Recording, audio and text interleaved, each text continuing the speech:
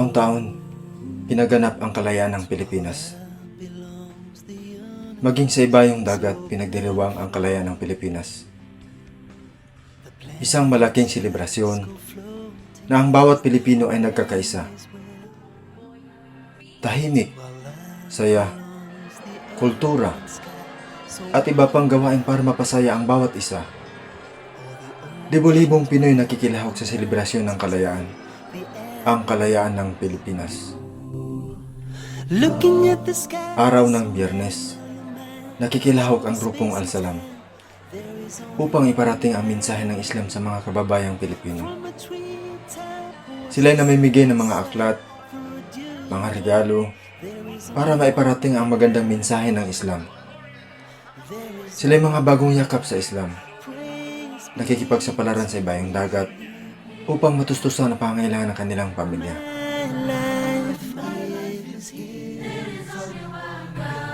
Al-Salam International Association Incorporated is a non-profit, non-stock organization duly registered with Securities and Exchange Commission, Republic of the Philippines, which aims to support the new Muslims by strengthening their faith in Allah through assistance in Islamic education, charitable activities, promoting better understanding between Muslims and non-Muslims, and establishing a Muslims community in the Philippines. As a member of Al-Salam International Association, currently we are supporting Dawah by distributing like Islamic leaflets, books, and printing of Dawah material. We are also participating in Filipino Islamic program like calling and inviting people to join the celebration of this glorious occasion. It is also our second year now where we participated in the celebration of Philippine Independence Day held at the Sheraton Doha. We would like to thank all the sponsors and all the people who attend this kind of activity. By this kind of activity, we are giving the chance to spread the beauty of Islam.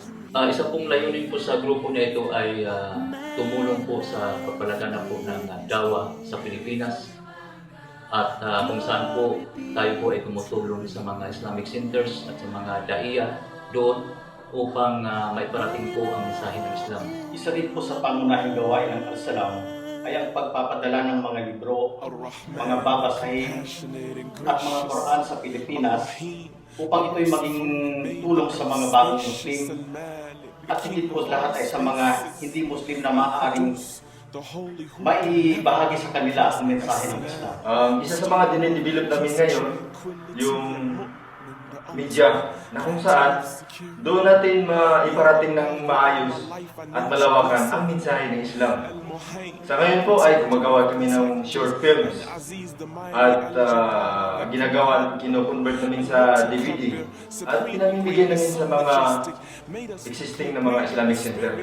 Para sa karagdagang kaalaman o may mga katanungan po kayo tungkol sa mensahe ng Islam, pwede niyo pong bisitahin ang www.islamphilippine.com, ahmadbarcelon.com, or balitislam.com. Sa inyong paghahanap ng tunay na kaligtasan, pakisama niyo na po ang pananampalatayang Islam at dito'y masusumpungan ninyo ang tunay na kapayapaan at tiyak na kaligtasan. All-knowing, His attributes are ongoing.